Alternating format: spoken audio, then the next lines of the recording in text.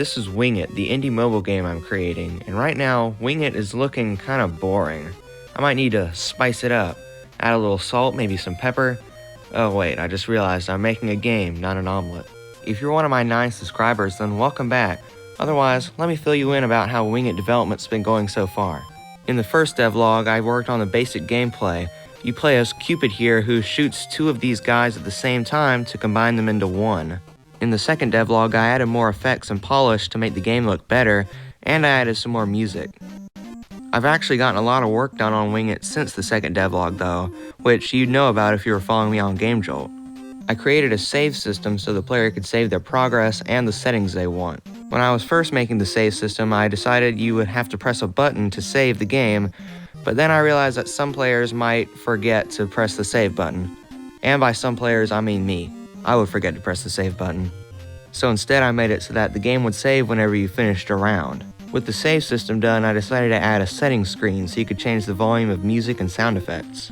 I also made a button you could press to delete your save file, which, it may be a bad idea to place that exactly where the play button is normally. I'll change it later. After the settings screen, I made a shop where you could buy certain upgrades for Cupid. The first item I added to the shop was the combo system I implemented in the first devlog. If you swipe to aim during the freeze frame you get after combining 2 guys, then you won't have to wait for your bow to charge again before you can shoot.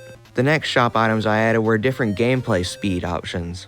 You can change your gameplay speed in the settings menu after you unlock some of the speeds. The gameplay speed is higher, the guys age faster, but you get more points for shooting them.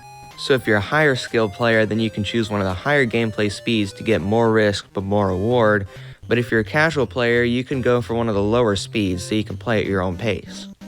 The last 2 upgrades I implemented were ones that make guys walk around sometimes and you get more points for shooting a walking guy, and one that gives you more points for getting a lot of combos in succession. Now you may be asking, why are you locking these things behind a shop when you could just give them to the player from the get-go and they could have more fun from the beginning? Well, number 1, I want my players to watch a lot of ads so they can buy more shop items and I can get more money. But number 2, I don't want casual players to be overwhelmed when they first start the game.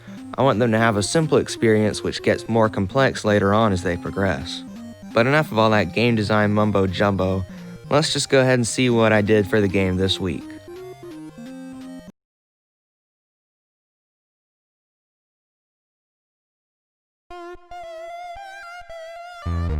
Today's Monday, and I'm adding the triple bow power-up today, which is going to be the 5th item in the shop. So after creating the icon for the shop item and also coding in the 2 extra bows, it definitely works perfectly. Yeah, no bugs at all, nothing to fix, nothing here. Okay, I've done a little tinkering and now it actually does work well. Although the power-up does appear a little often, so I might have to do some tinkering in the next day with the balance.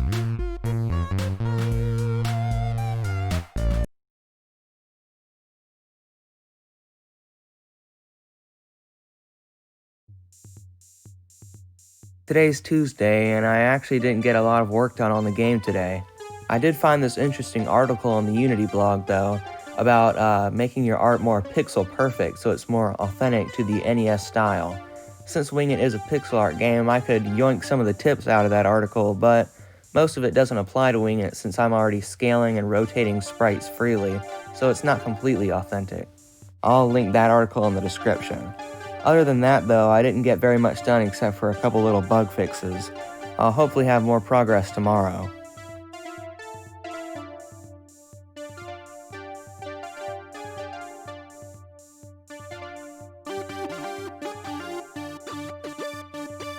Today's Wednesday, and today I want to start on the very last shop item. This one's a power-up that lets you freeze time so you can combine as many guys as you want and get back on your feet. It's only temporary though, so you have to make the best use of it that you can. I had a bit of a hard time figuring out what to draw for the shop item though. I eventually decided just to go for a broken clock since that kind of symbolizes time stopping. Then I just added the item to the shop system, and I gotta tell you, the finished shop definitely looks pretty good.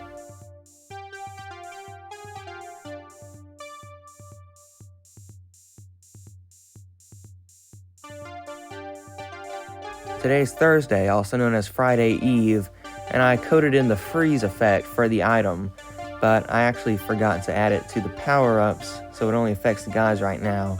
Definitely gonna have to fix that. Don't worry, the power-ups are an easy fix, since all you have to do for them is stop their aging.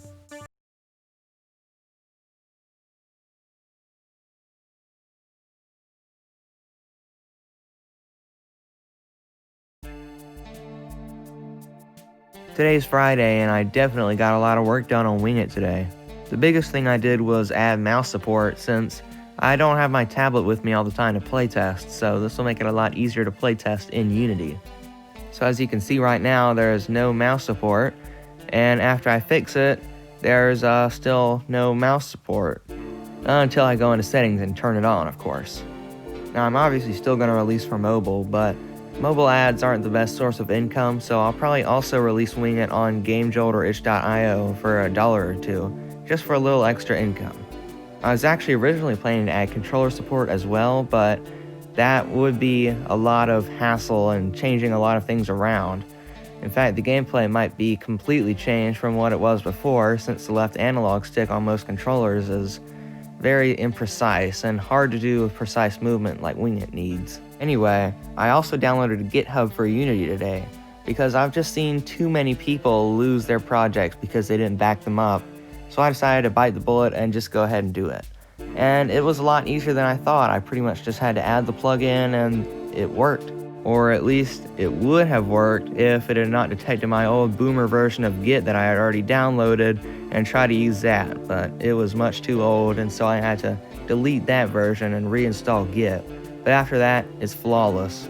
So take this as your call to action. If you're like me and you've heard plenty of other people tell you to download GitHub and back up your projects, but you haven't done it yet, please do it, because you don't want to learn the hard way.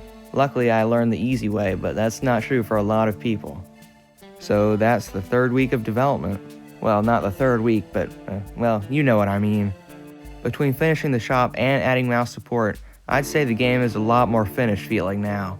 Next up is a big graphical update and adding skins and new arenas, just to give it a little bit more content and a little bit more polish. As you may know, I plan to release the game on Valentine's Day for mobile and now PC, I guess. Unfortunately, these devlogs do take some time to make, so I probably won't release another one before the game releases. I might have another one out of the last few days of development, but I don't know, we'll see if it's interesting at all.